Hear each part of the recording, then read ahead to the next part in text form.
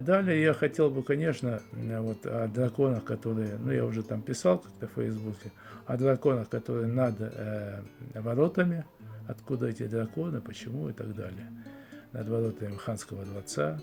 Хотел бы о топонимике поговорить.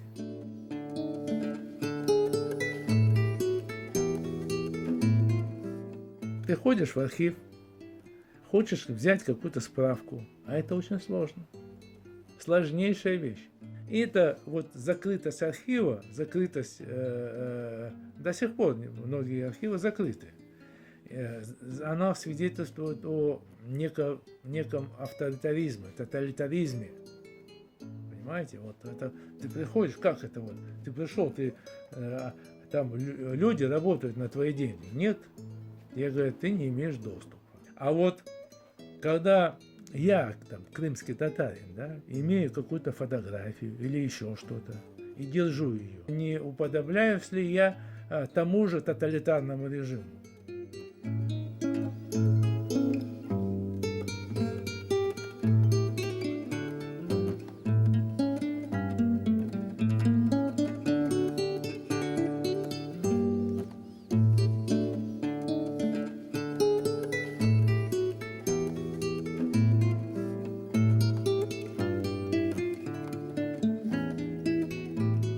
Есть, опять же, у нас крымоведы, да, очень боятся выйти за территорию Крыма.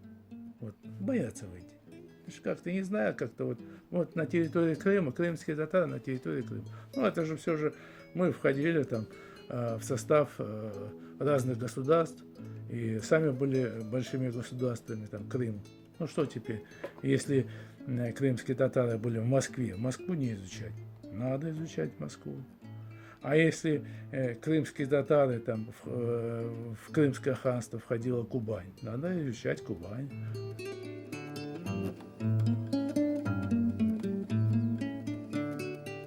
Надо говорить о культуре. Через культуру, через историю надо учить. Потому что ответственность в конечном итоге, мы же никуда из Крыма не собираемся уходить, поэтому ответственность за Крым, за полуостров на наших плечах.